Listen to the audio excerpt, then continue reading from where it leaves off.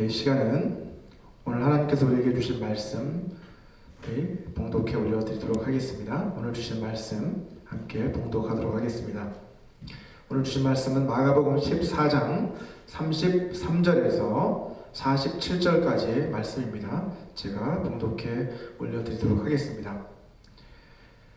제6시가 되매 온 땅에 어둠이 임하여 제9시까지 계속하더니 제9시에 예수께서 크게 소리 지르시되 엘리 엘리 라마 사박다니 하시니 이를 번역하면 나의 하나님 나의 하나님 어찌하여 나를 버리셨나이까 하는 뜻이라.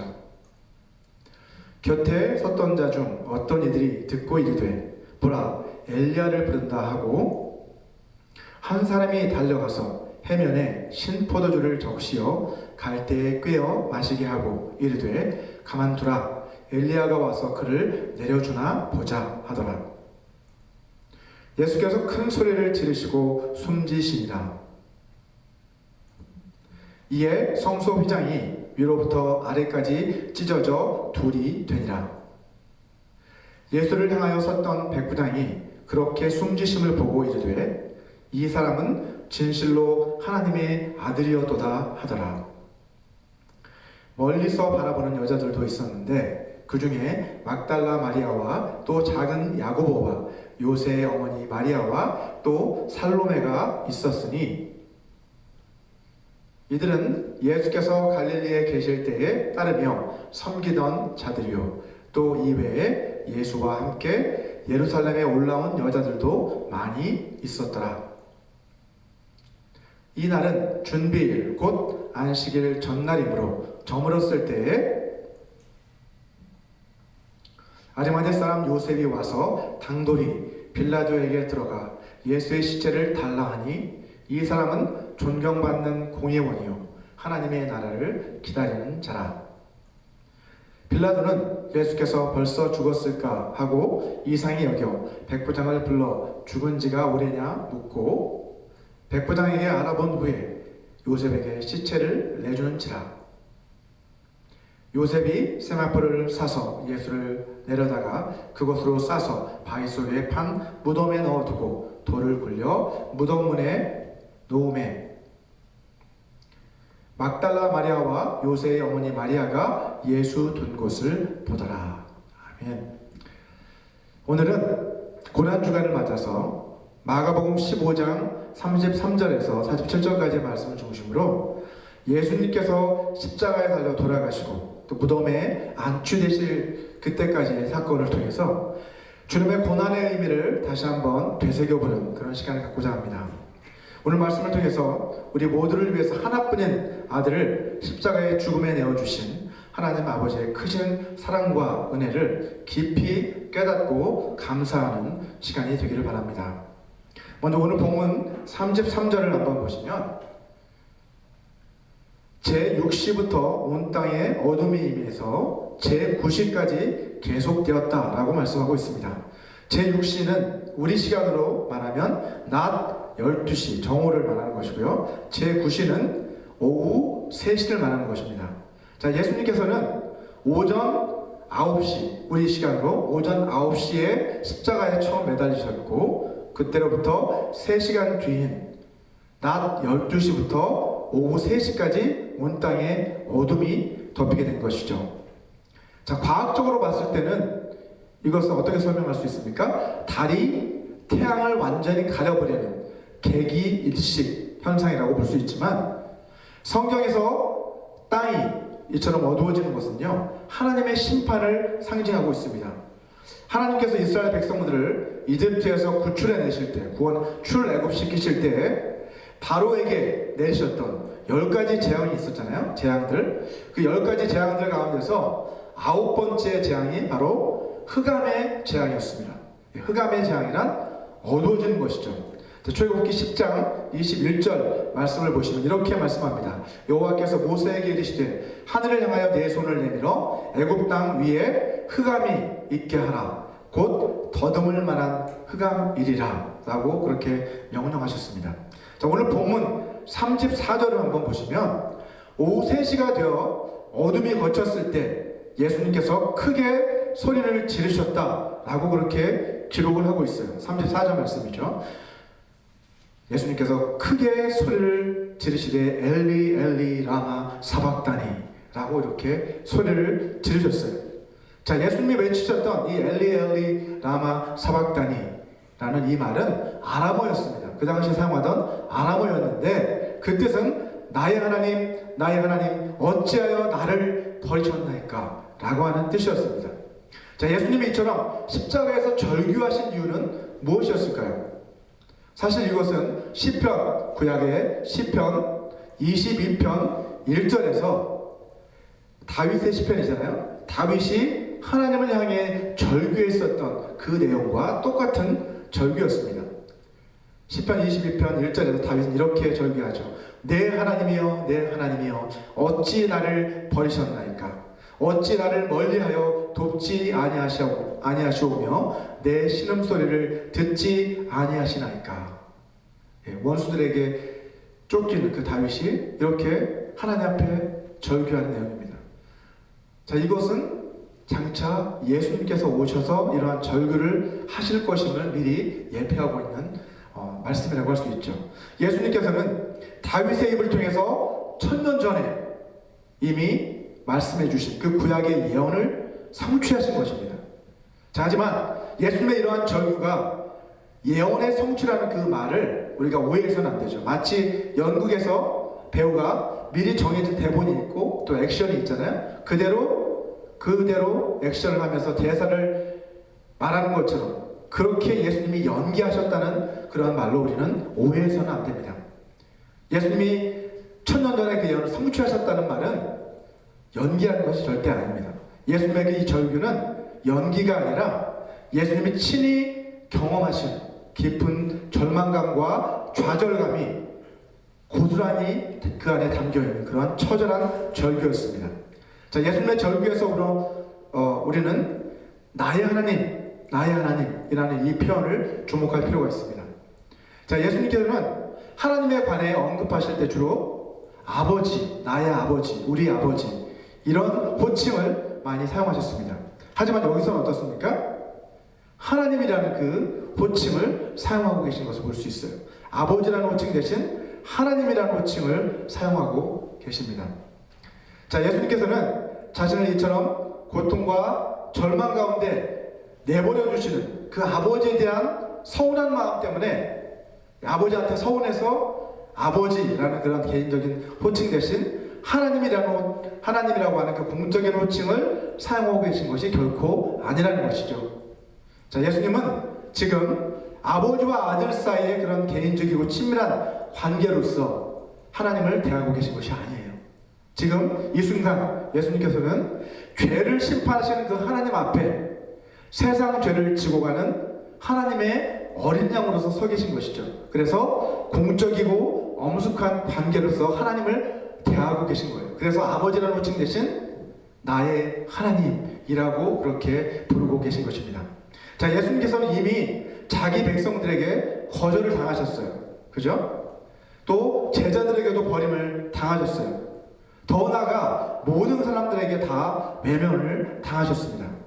하지만 그 어떤 것보다 예수님을 괴롭게 만든 것은, 예수님이 정말 괴로워하시는 것은 하나님조차 자신을 버리셨다는 그 절망감을 직접 체험하셨기 때문이에요. 예수님은 하나님의 아들이시고 하나님이시지만 십자가를 지실 때 하나님으로서 지신 것이 아니라 하나님의 아들고 사람으로서, 참 사람으로서 이 십자가를 지셨기 때문에 우리 사람과 마찬가지로 죽음에 대한 두려움과 이 절망감을 완전히 똑같이 느낄 수밖에 없었던 것이죠. 더 나아가 여러분, 예수님의 이 절규는요, 죄로 인해 하나님과 원수가 되었던 인간을 사랑하신 그 하나님은 인간을 사랑하시되 하나뿐인 그 아들을 십자가의 죽음에 내어주실 정도로 그렇게 사랑하신 그 하나님 아버지의 놀라운 사랑에 대한 예수님의 감탄이 또한 담겨있다고 볼 수 있습니다. 다시 말해서 이것은 하나님 어찌하여 나를 버리십니까? 나를 버리실 만큼 어찌하여 저들을 사랑하십니까? 아버지의 그 사랑은 참으로 놀랍습니다 라는 그러한 감탄의 의미도 담겨 있다는 것이죠. 하나님에 대한 절망의 표현과 동시에 하나님의 그 큰 사랑에 대한 감탄의 의미도 담겨 있다고 할 수 있습니다. 여러분, 삼위일체의 하나님 많이 들어보셨잖아요. 삼위일체 성부, 성자, 성령 하나님은 하나이시다 라는 표현인데, 자, 아버지와 아들, 성부 하나님과 성자 하나님은 한 분이시잖아요. 예, 나눌 수 있는 분이 아니에요. 한 분이시기 때문에 사실은 하나님께서 우리를 위해 아들을 내어주셨다는 의미는 뭐예요? 하나님 자신이 우리를 위해 대신 죽으셨다는 거예요. 자, 이처럼 하나님의 사랑은요, 죽음보다도 더 강한 그런 사랑이셨습니다. 우리를 죽기까지 사랑하신 그 사랑. 로마서 5장 7절과 8절 말씀을 다 같이 한번 읽어보도록 하겠습니다. 우리 화면 보시면서 같이 읽겠습니다. 시작. 의인을 위하여 죽는 자가 쉽지 않고 선인을 위하여 용감히 죽는 자가 혹 있거니와, 우리가 아직 죄인 되었을 때에 그리스도께서 우리를 위하여 죽으심으로 하나님께서 우리에 대한 자기의 사랑을 확증하셨느니라. 아멘. 자, 하나님께서 우리가 아직 죄인이었을 때에 예수 그리스도를 보내셔서, 예수 그리스도께서 직접 십자가에 달려 우리를 대신하여 죽으심으로써 하나님께서는 우리를 향한 하나님의 그 사랑을 확증해 주셨다는 말씀을 하고 계십니다. 본문 35절을 한번 우리 보시게 되면, 여러분, 십자가 곁에서 지켜보고 있었던 사람들이 있었는데, 그들은 예수님이 이렇게 크게 외치시는 이 소리를 듣고 나서 예수님이 엘리야를 부른다 라고 그렇게 오해를 합니다. 자, 곁에 섰던 자 중 어떤 이들이 듣고 이르되 보라, 엘리야를 부른다 라고 그렇게 말하는 것을 볼 수 있죠. 다음 절에 36절도 보시면, 자, 가만두라, 엘리야가 와서 그를 내려주나 보자 라고 그렇게 말하는 모습을 볼 수 있잖아요. 그죠? 이 말은, 야, 그냥 내버려둬라, 어디 한번 엘리야가 와서 그를 내려주나 두고 보자, 이런 말이죠. 자, 그들이 이렇게 오해를 하게 된 거예요.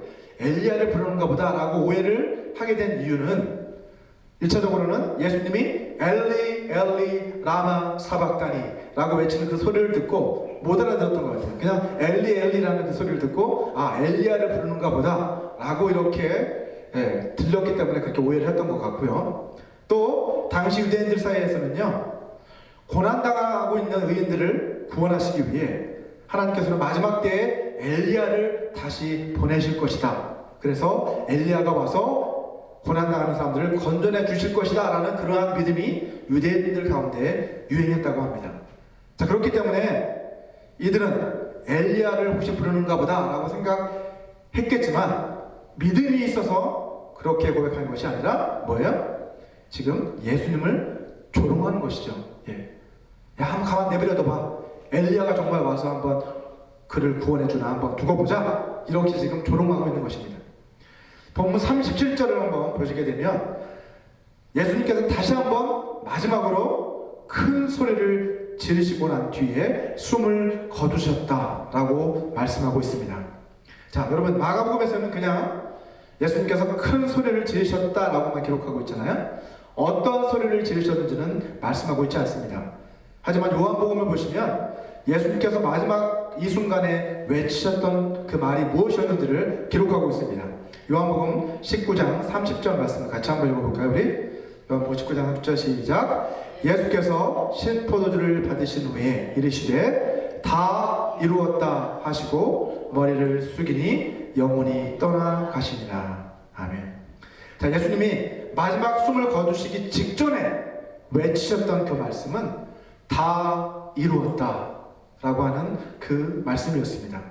여러분, 이 땅에서의 예수님의 삶은 하나님의 그 예언의 말씀, 구약에 예언했던 그 예언의 말씀을 삶의 출생 때부터 마지막 숨을 거두는 그 순간까지 하나씩 하나씩 성취해 나가셨던 그러한 삶이셨다는 것을 이 말씀은 보여주고 있습니다. 예수님은 다 이루었다 라고 말씀하심으로써 구약의 그리스도 메시아에 관해 예언했던 그 말씀을 내가 다 이루었다 라고 그렇게 선포하신 뒤에 숨을 거두신 것이죠.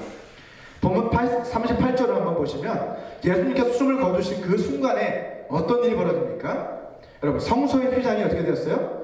위로부터 아래까지 쫙 갈라져서 찢어져 버렸다라고 그렇게 말씀하고 있습니다. 예, 성소 휘장이 위로부터 아래까지 찢어져 둘이 되니라 라고 기록합니다. 여러분, 구약의 성막은 여러분도 잘 아시다시피 성소와 지성소 이렇게 두 구역으로 나눠져 있었습니다. 성소에는 제사장들이 날마다 들어갈 수 있었어요. 들어가서 섬겼죠, 하나님을.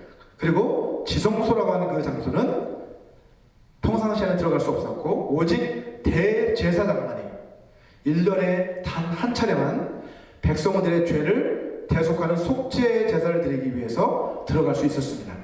여러분, 성소와 이 지성소 사이에는 아주 두꺼운 커튼이 쫙 내려져 있었는데 커튼이 가려져 있었습니다. 자, 그것을 뭐라고 부르냐면 휘장이라고 부릅니다. 휘장. 영어로는 커튼이라고 되어 있어요. 자, 이 커튼, 우리가 사용하는 그런 커튼과는 차원이 달라요. 엄청 두꺼운 가죽으로 되어 있는 그런 커튼인데 그 휘장을 사이에 두고 지성소와 성소가 나뉘어져 있는 거죠. 이 휘장은 하나님과 하나님이 계신 지성소, 인간이 들어갈 수 있는 성소, 자, 이 둘을 가로막고 있잖아요. 자, 그래서 이 휘장은 하나님과 인간 사이를 가로막고 있는 죄의 담을 상징하는 것입니다. 아담이 범죄함으로 인해 하나님과 인간 사이는 이 죄의 담으로 멀어지게 되었다는 거죠. 더 이상 우리는 하나님의 임재 앞으로 우리의 힘으로 나갈 수 없는 그러한 존재가 되고 말았다는 것을 상징적으로 보여주고 있습니다. 자, 그래서 에베소서 2장 14절 말씀은 이렇게 기록하죠. 같이 한번 읽어볼까요? 시작. 그는 우리의 화평이신지라 둘로 하나를 만두사 원수된 것 곧 중간에 막힌 담을 자기 육체로 허시고 라고 말씀합니다. 자, 원수된 것, 그 중간에 막힌 담이 뭐예요? 하나님과 원수. 왜요? 죄 때문에 우리 하나님과 원수가 되었잖아요. 그래서 하나님과 우리 사이에 막힌 담이 생겼다는 거예요. 그게 죄의 담이죠. 그 죄의 담을 예수님이 어떻게 자기 육체로 허셨다, 허물어 내리셨다, 이렇게 말씀하고 계세요. 자기 육체를 찢으심으로 십자가에서 죽으심으로 그 죄의 담을 허무셨다. 그래서 우리가 하나님께로 나아갈 수 있게 되었다라고 성경은 말씀하고 있습니다. 자, 구약시대에는 하나님 앞으로 나아가기 위해서는요, 그래서 그냥 나아갈 수 없고 화목 제물을 가지고 나아가야만 했습니다. 대제사장을 찾아가서 이제 화목 제물을 가지고 찾아가서 화목 제사를 드려야만 하나님께로 나아갈 수 있었어요.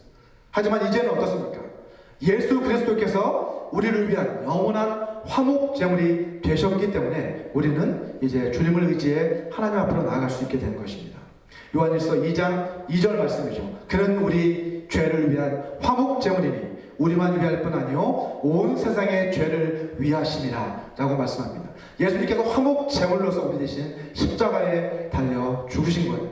뿐만 아니라 예수님께서 우리의 영원한 대제사장이 되신다라고 성경은 말씀하십니다. 히브리서 4장 14절 말씀 같이 한번 읽어볼까요? 시작. 그러므로 우리에게 큰 대제사장이 계시니 승천하신 이 곧 하나님의 아들 예수시라. 우리가 믿는 도리를 굳게 잡을지어다. 아멘.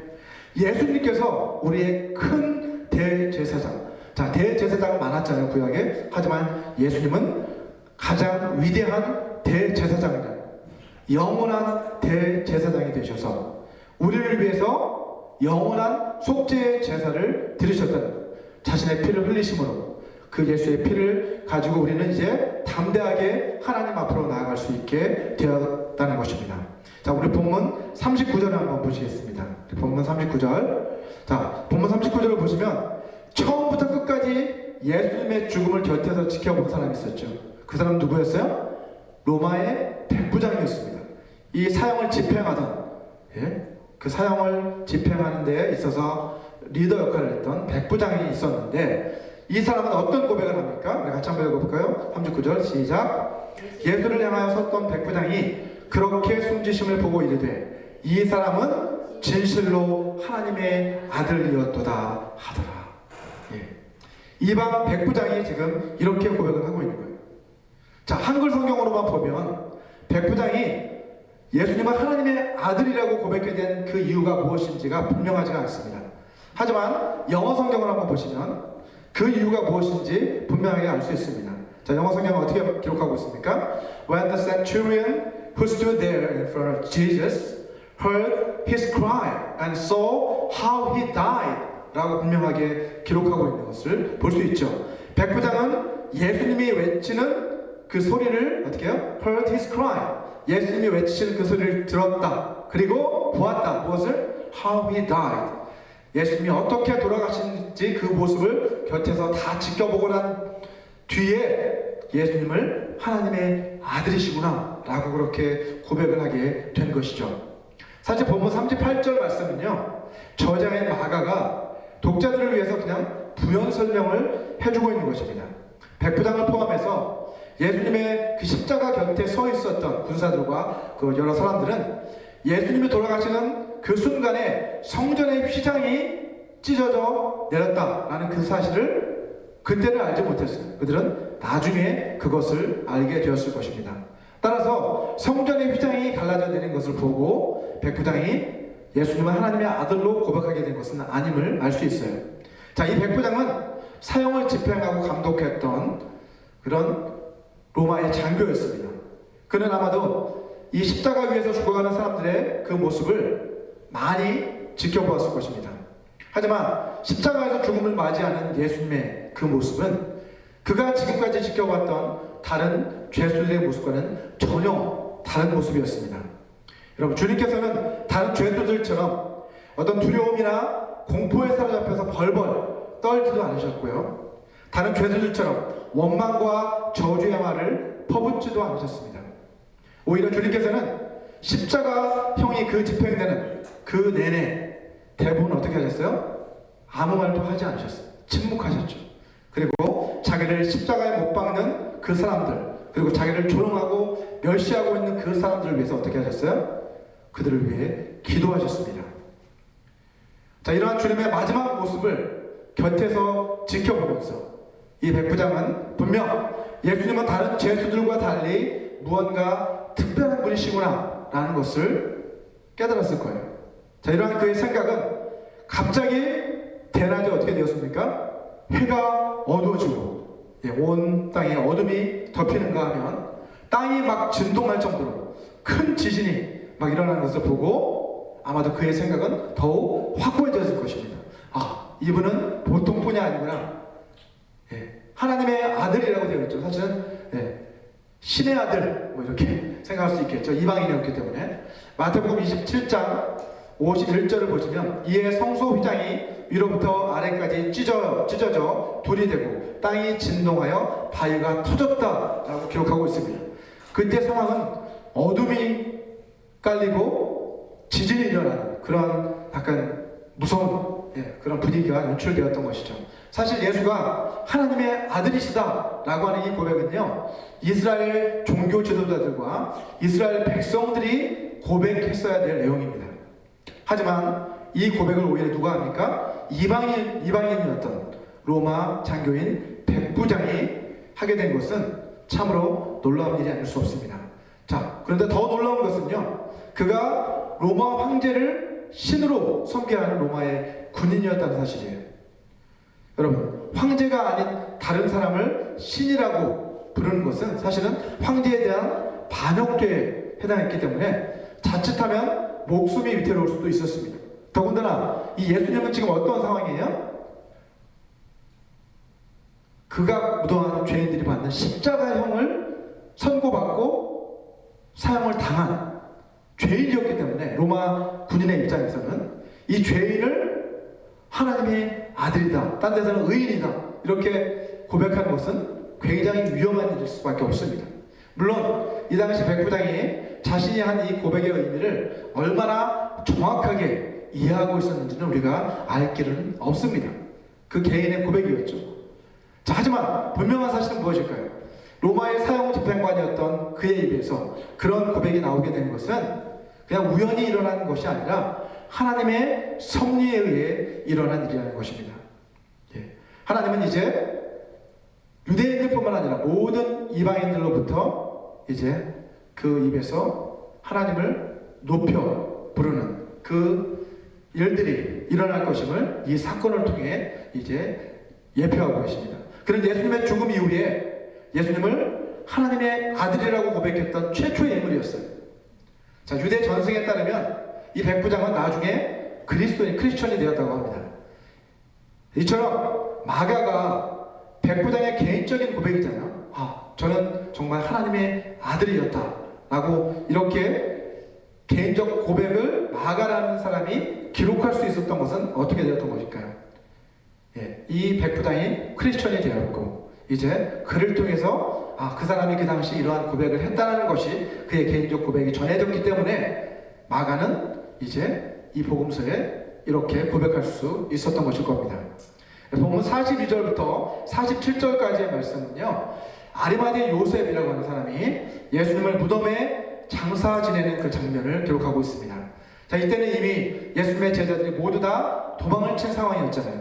그 때문에 예수님을 따라다니던 여인들이 가장 염려했던 일이 있었습니다. 그것은 무엇이냐면 예수님의 시신을 어떻게 수습해야 할까라는 것을 그녀들은 계속해서 염려하고 있었어요. 자, 그런데 우리 하나님께서는 여호와 이레의 하나님이시잖아요. 그죠? 아무것도 할 수 없을 것 같은, 우리가 어떻게 할 수 있을까? 여인들이 그렇게 걱정하고 염려하고 있을 때 아무것도 할 수 없을 것 같은 그런 절망적인 그러한 상황이었지만 하나님께서는 누구를 예배하십니까? 이 바로 아리마대 요셉이라고 하는 사람을 미리 예비해 놓으셨다가 그를 통해서 예수님의 시신을 수습하도록 하는 것을 볼 수 있습니다. 본문 43절 말씀이죠. 아리마대 사람 요셉이 와서 당돌이 빌라도에게 들어가 예수의 시체를 달라 하니 이 사람은 존경받는 공회원이요 하나님의 나라를 기다리는 자라 라고 그렇게 마가는 기록하고 있습니다.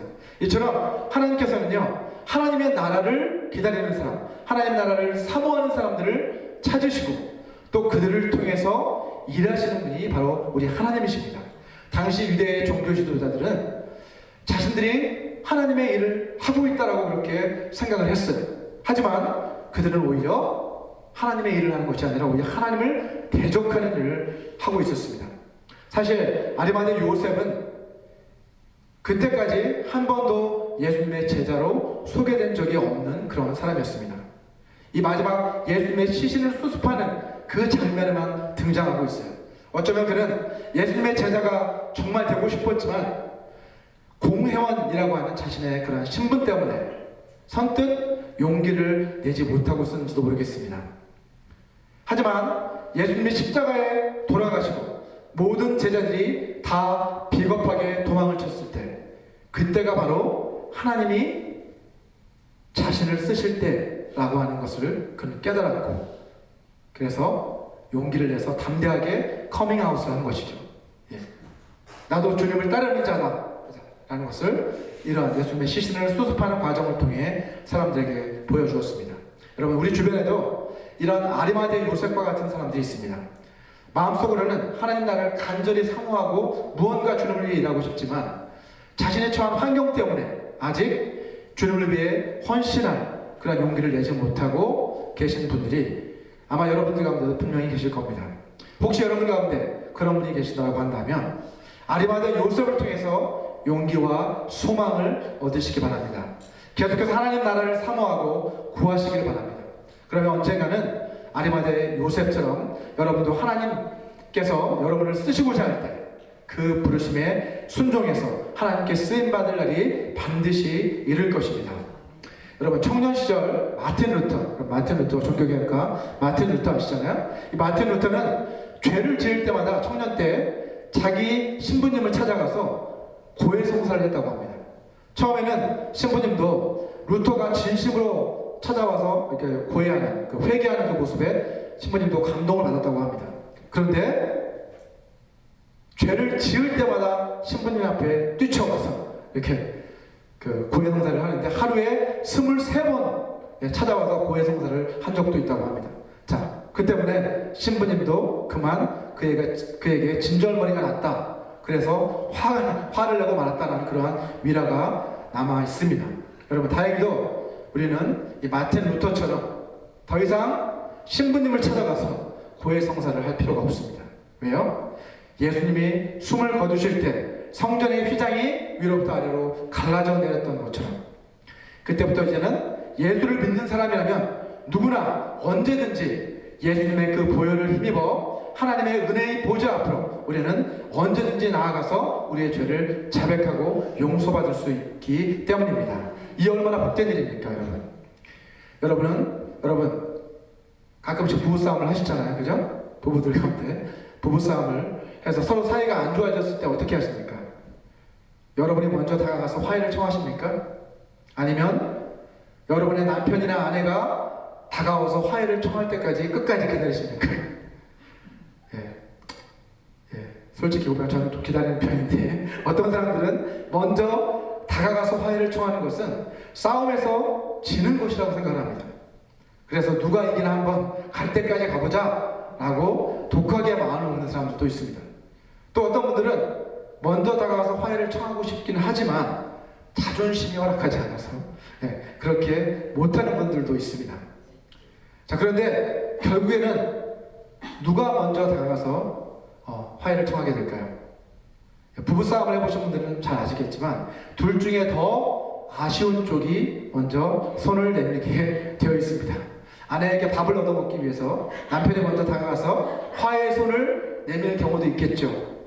혹은 반대로 남편에게 생활비를 받아야 되니까, 그죠? 생활비를 받아야 되니까 어쩔 수 없이 아내가 먼저 다가가서 손을 내밀 경우도 있을 겁니다. 자, 이것은 부부싸움만이 아니라 여러분 성도와 성도 사이, 형제와 형제 사이에도 다툼이 일어났을 때 그때도 마찬가지겠죠, 그죠? 누가 먼저 다가가서 손을 내미느냐. 먼저 다가가 손을 내민다는 것은 참 쉽지 않은 일입니다. 하지만 이러한 태도들, 우리의 자존심 때문에, 그죠? 다가가지 못하는 것, 그런 것들은 예수님이 우리에게 보여주신 본보기와는 너무나도 다른 모습입니다. 여러분, 죄인이었던 우리를 먼저 찾아오신 분이 누구십니까? 바로 우리 예수님이십니다. 하나님과 우리 사이를 가로막고 있던 죄의 담을 먼저 허무신 분이 누구입니까? 바로 우리 예수님이십니다. 예수님께서는 아무런 죄도 없으셨지만 우리의 죄를 대신 지시기 위해서 자존심뿐만 아니라 생명까지도 내려놓으셨습니다. 주님이 우리에게 본을 보여주셨던 것처럼 먼저 다가오셔서 우리의 죄의 담을 허무셔서 우리와 화해를 청하셨던 것처럼 우리도 먼저 다가가서 화해를 청하는 그런 사람들이 되어야만 하겠습니다. 먼저 다가가서 화해를 청하는 그 사람이 진정으로 영적으로 성숙한 사람이죠. 또한 진정으로 주님을 사랑하는 사람입니다. 저와 여러분 모두가 우리를 위해 하나뿐인 아들 십자가의 죽음에 내어주신 하나님의 그 크신 사랑과 은혜를 깊이 깨닫고 우리가 사랑받고 용서받았던 것처럼 다른 사람들을 사랑하고 용서하는 삶을 살아가게 되시기를 주님의 이름으로 축원합니다. 우리 이 시간 오늘 주신 메시지를 생각하시면서 잠시 눈 감고 기도하는 시간을 좀 갖기 원합니다.